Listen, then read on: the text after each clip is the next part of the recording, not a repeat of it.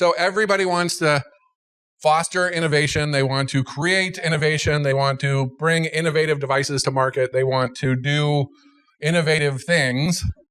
And there's lots and lots of theories about how to do that, right?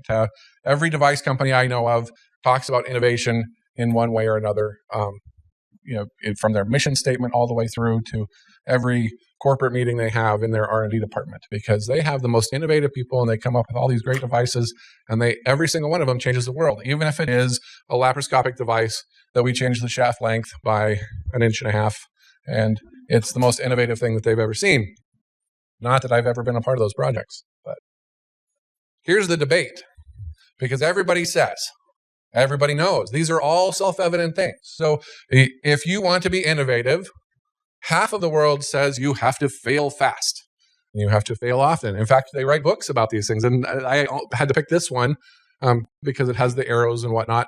But there's probably 36 books out there on innovation and failing fast. Even Mark Zuckerberg is famous for the line, move fast and break things at Facebook. And that's what they credit with the success and things like that. The other half of the camp is that none of that works, that's just complete garbage and you need a plan. And it's not that we want failure. Both people in both of these camps, what they want is answers, right? So the fail fast and fail often crowd is go try it and get an answer. And the all that failure stuff is garbage crowd is just go get the answer, right? Everybody's after just getting that answer. And the way that you get that is through testing things and trying things out and analyzing things and using all those engineering skills that we've been talking about today and things along those lines. But the problem is we have a budget. And if I say I want to try 300 different tests, nobody's budget really will sustain that. The product development budgets are smaller and smaller and smaller. You're expected to do things faster and faster and faster. And the small text over here in the corner says preclinical data collection costs go up 15% a year. That's independent of any changes to your product launch schedule. So if you are a company that puts out things on a regular basis, you can expect those costs to go up 15% every year. And it's not because it's not only because those tests get more expensive, it's because the regulatory requirements, the questions that are asked at the FDA or at the EU, or the fringe cases that people are interested in, those are all things that have to be investigated. And so those costs go up. So if you have a 2-year device development process where you have a budget for your preclinical testing, by the time you get towards the end where you're burning most of that money, you're off by about 30% or a little bit more than that. So the question that I wanted to talk to you about today was, and this should be no surprise based on our conversations this morning, is what else can we do besides the standard tissue testing in animal labs that might get us those answers in a more cost-effective manner? We've talked before about how much faster it might be, but really at this point we're looking at the cost and what do we save by looking at these in a different way. So we want to address these changes as early as possible, right? So as everybody that has ever built a device or has designed a device from the ground up, when it's a sketch on the napkin, it's really cheap to change things. When it's, production tooling, that's when people start to cry when you tell them that they need to change something about their design. And that's where this line here in the middle comes from, the cost to extract defects. If it's 1x in the concept phase, by the time you get to the production and test side of things, it's 500 to 1,000 times what the cost would be in the beginning. And if you wait until you start testing things, which is in the production and test phase, where it's literally called out right there, that's an expensive time to start answering questions about whether your device does what it's supposed to do and whether you really want to be making those design changes. So we do simulation work. Again, that was the hot seat question this morning, where Joe and I got a chance to chat. And as a company, what we look at is using tissue testing as part of your development. We're not against using tissue testing. In fact, it's definitely a requirement around understanding how your device works. But if there is a way that you can answer those questions that doesn't involve the variability of tissue, it's certainly worth investigating. And the problem with bench and in vivo testing, which looks like my slide moved the in vivo, it's separated the two. The problem with those is they're time-consuming, expensive, and difficult. And the difficulty comes in the fact that the tissue is just not the same. The more control we have over technology, and a lot of what we do is in that energy-tissue interaction space. So we're looking at control of that energy. You can control lasers and electrical energy in ways today that was unheard of 25 years ago. Control systems are much faster, processors are much faster, sensors are more accurate. So the question becomes, if we start to have that fine level of control and a lot of different knobs in the way that we are designing our device, if we're looking at that effect in something that's expensive and difficult and noisy as a data source, you're going to lose a lot of those subtle effects, not because it didn't exist, but because of what you're using to measure it covers that up unless you're looking at very large sample sizes. Some studies that we've been a part of looked at the variability of porcine renal arteries, which is used a lot in vessel sealing, that there was a 30% variance in that data collection, even when controlled to the same animal, the same side, the same day, and everything else that they could think of. There was still that variance in terms of performance of the device that couldn't be accounted by anything that they could come up with on the environmental side. So collecting data through computer simulations, the FDA and other regulatory bodies refer to that as in silico data or in silico trials. They view all of these different data collection sets in the same way. They consider simulation to be a model much in the way that they consider animal testing to be a model, because it's a model of what you expect to happen in humans. And in fact, even clinical data is considered a model because it should reflect what's happening in the larger population, even though they're working with a subset. So the FDA puts those all in the category of models. We have different ways of doing this.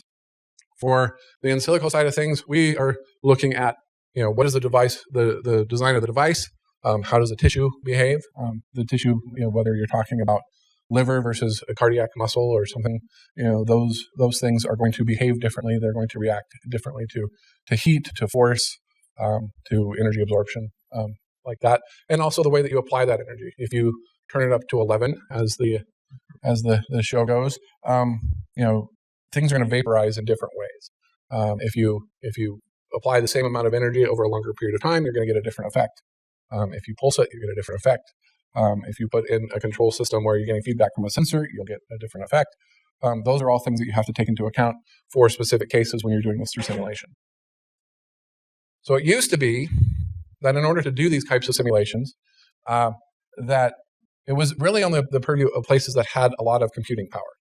And that was, places like IBM, where they had people that they spent their entire careers designing new mathematical models, pushing the envelope slightly, because a lot of these can get very complicated. If you're looking at computational fluid dynamics, you could easily have multi-million degrees of freedom problems, even just when you're looking at the fluid flow, much less anything else that's happening in the system.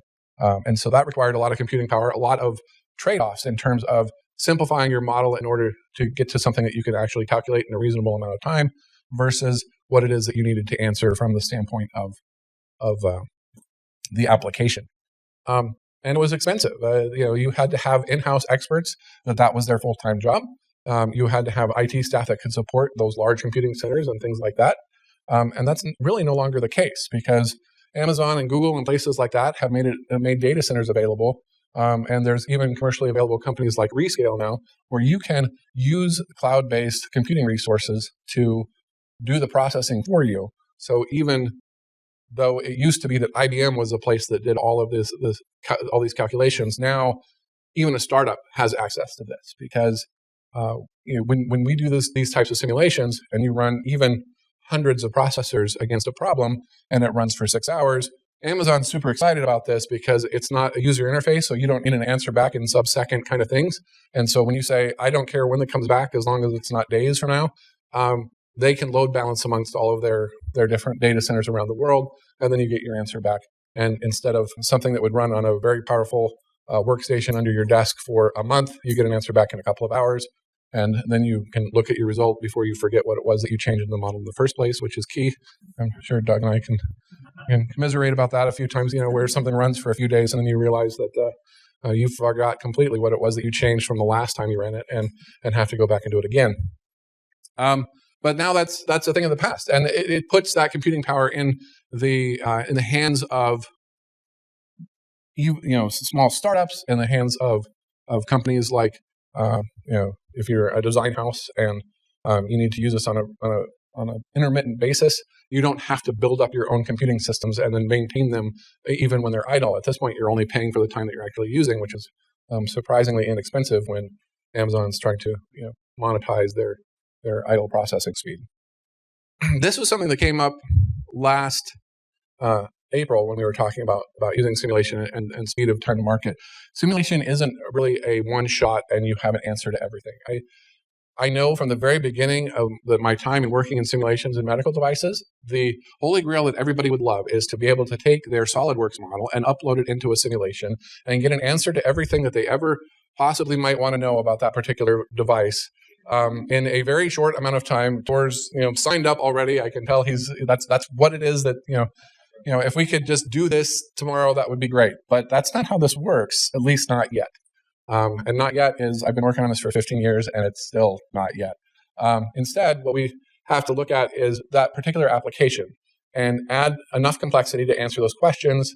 And as we continue those orbits around, and each orbit we're kind of touching base with the physical validation, we get a little bit further out into the complexity space. But eventually we get out where we believe our models, we have confidence in our models, and confidence was that word that I was looking for earlier that completely, shut my brain down while I was up here with Joe. He's kind of that, has that effect on folks. But, and then, you're eventually out there where you're answering the questions that you need with a model that you believe, and not only will you believe it, but also you have the data to show it to the FDA, and they'll believe it as well. So when you start looking at multiple design parameters, and even if you just have 2 or 3 options for each one, those numbers of iterations get huge in a hurry.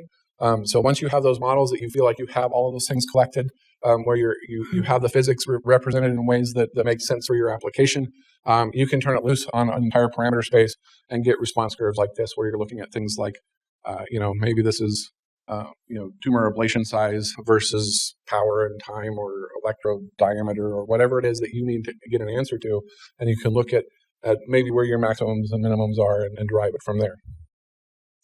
You can also look at things like design tolerances. So if your middle of the road case is great, but then your manufacturing guy says, well, how much room do I have to work with here? You can look at those best case and worst case scenarios, or worst case and worst case scenarios if they're on either end, and look at the performance and see if you're on the edge of a cliff or if you have some room to work, because that can cut down on your production costs. There's optimizations that I'll show you here in a second, and then on the Monte Carlo side, Monte Carlo is where you basically, instead of putting just individual values in for things like tissue properties, because we all know that the distribution of, the thermal conductivity of tissue isn't one value, it's a distribution for various patients and whatnot. You can put those distributions into the simulation and look at what kind of distribution you get out on the other end of the thing that you care about. Like, so ablation size was the one that we used as an example earlier. On the regulatory side, even though there's increasing requirements, we can start using some of the simulation information to address things around, patient BMI, differences between diseased tissue and healthy tissue. You can look at things like, we validated all of this in a porcine model, and here's the simulation that matches a porcine model, but when we change the properties to match human, this is what we expect in our human cases. And the FDA is completely on board with this. There's 2 things that have come out recently in the last couple of years. The first one is the guidance document that came out in 2016. It's a guidance around reporting computational modeling studies as part of your device submissions. What's in there is there's a whole bunch of checks that you need to hit in order to include simulation data as part of your submission. But the spoiler alert is it's exactly what you should be doing as a good simulation person anyway, where you're validating your model, you're verifying that your code is calculating things correctly. All the things that you should be doing anyway as a good simulation person are things that the FDA wants to see as part of that submission as well. And the other one is the ASME VNV40 verification and validation of computational modeling of medical devices. That's a standard for the ASME that is supposed to come out this year. That's at the committee meeting in April. It was supposed to be out in July, and I haven't seen it yet. So hopefully before the end of the year, that should be out. But that is less about what actual verification or validation you have to do, and more things along the lines of context of use, what kind of risks are you looking at, and that's going to drive how what kind of simulation is appropriate. And some places where it's high risk, you're going to need to do both the simulation and the animal studies. And answering questions like applicability and things along those lines. I put this slide in pretty much every presentation that I do because it's important, and it's surprisingly important in medical devices. But you have to do validation. We can't just do this. Isn't an either or sort of thing. We don't get to just do simulation and never ever actually go work in tissue.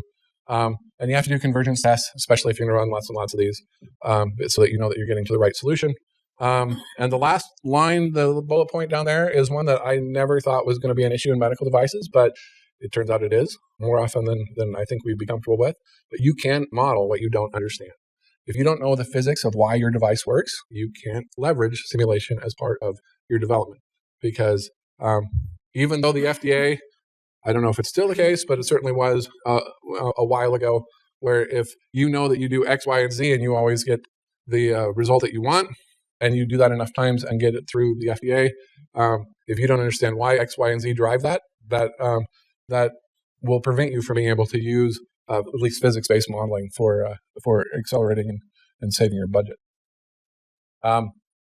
Rough examples real quick. One thing that we were involved in recently was, this is actually a device that came out of the Texas Medical Center that we were talking about with Lance Black. And in fact, I think he referred to someone at Methodist that was just handed their IP with no strings from the hospital. This is that project. This is a urologist that came up with an idea for a device.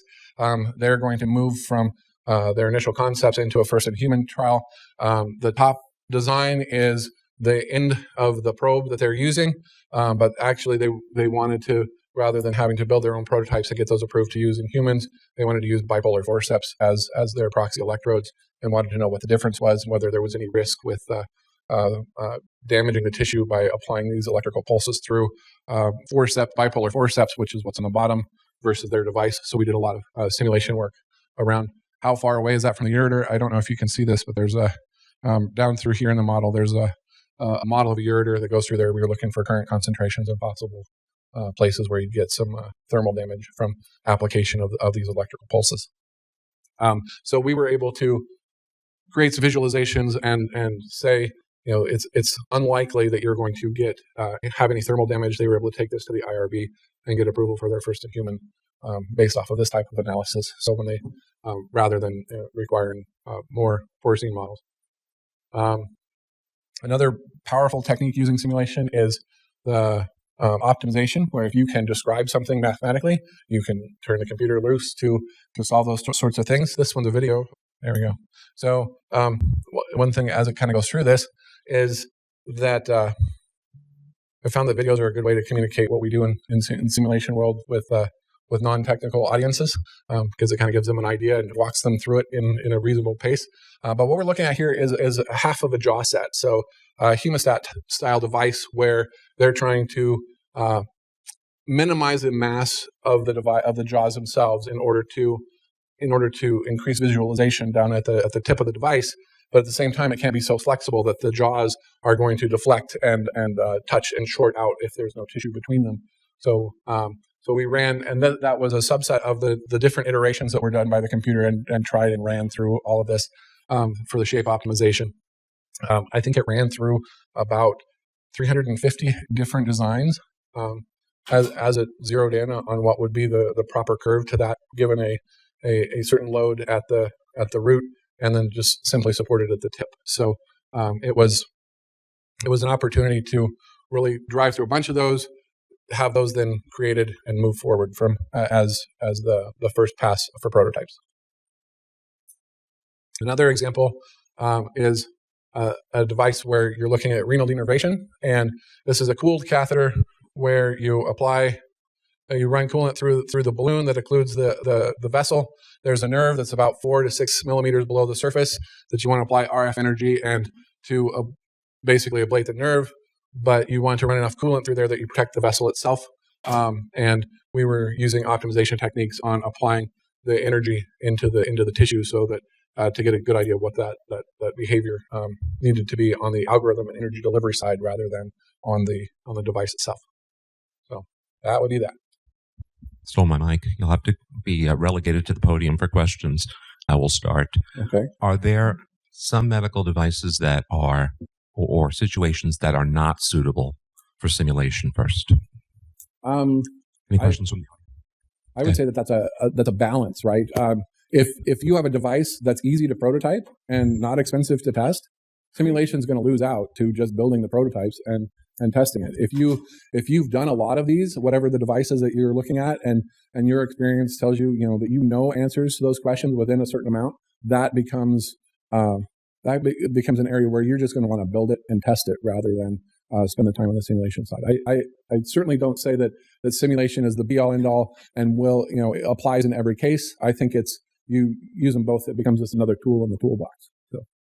So great speech, Arlen. I guess to Arlen, HS Design.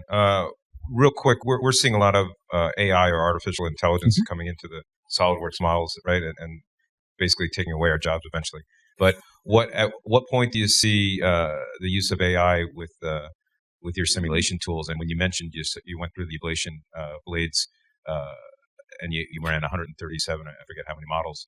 Did the machine optimize and pick best one? Did you just run it overnight and it gives you the right one, or do you have to do the analysis post modeling analysis to choose which one is the ideal? So in that particular case for the jaws, we had a math equation that defined what would be optimal, right? We basically said we want to minimize the mass in the jaws by changing the shape, by subtracting things away from the shape, but not exceeding a certain deflection in the jaw, right? Those were the two things that had to be driven in that case, and then it was just turned loose. And as it solved cases, it took an initial guess to the first one and looked at it and how it compared to the original and worked its way through until it came to a place of a minimum in terms of mass, where any time that they would remove more mass than that or change shape in any direction that it would increase the mass or exceed that limit of deflection. So if you can describe your design goals in terms of the optimization equations, you can turn it loose and have at the end you have one result that simulation runs is the optimum based on where you're at. Now you have to be careful that you're not in a local minimum. You should probably start in a few different places and things like. I mean, there's things that you have to do, but for the most part, if you can describe what you're trying to do in terms of that, you can turn it loose. Now there's a whole nother field of topology optimization where it's removing material from designs, and it works very well with additive manufacturing because it's no longer constrained by what you can machine. It's now kind of printed out designs. That's a whole other area that's just getting started, and the impacts of that I think are yet to be seen.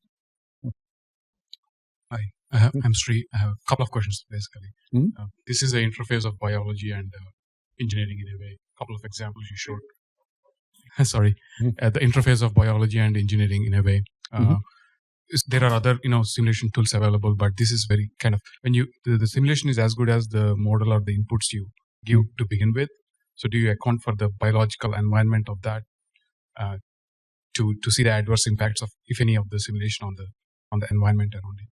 And the second question is if it's iterative, if you have to do like n number of models to get there, how does that compare to the testing burden? Well, Would you repeat his question? Because despite protestation, he still spoke softly. So the second half of that question was, if you have to go back and you're running multiple simulations through here, how does that compare to building these things, right? A good time to use simulation is if you're looking at 6 to 8 week lead times to build something, or you have a system where you have an energy delivery side and a disposable side, and maybe you need to make progress on the disposable, but your test fixture for the energy delivery side isn't ready yet. That's a great time to use simulation, because you can, even though you may not get 100% of the answer, if you're at 80 or 75% or something short of that, you're still going to be making progress towards getting, narrowing in on the answer that you want. So time-wise, I've yet to come across, other than the things that we passed on doing in the first place, where you said, you're better off for your device just going out and testing it. Because the one that I'm thinking of in particular was a needle force insertion test, where they had already built the prototype, and really it was a matter of sticking it through some porcine skin and putting a force gauge on it, right? And it's like, just go do that. You don't need us to develop models to address that. So time-wise, the simulation wins out when it's the other side of that, where they're complicated things to physically build and get answers to, because then you also have to instrument them up and find appropriate tests. And the other half of your question was? So on the boundary condition side, certainly, right? Because depending on whether you're looking at mechanical deformation or electrical and thermal boundary conditions, you can certainly match those to the soft tissue and the biological environment. Things like perfusion are included in a lot of these models because it matters. If you're looking at electrical pulses and want to know whether it's going to be a thermal damage risk, the blood that's flowing through there is going to reduce that risk, so you want to include it in the model, right? So those conditions are included as they need to be. One of my, I don't know if I should say this publicly or not, one of my pet peeves in the simulation world is companies that are using, especially implant companies that are using analysis to analyze their implant, but they don't analyze the soft tissue that's around it, right? Because that's the loading condition for the tissue, right? So Doug's laughing because... Dr. Ward, thank you very much. Thanks.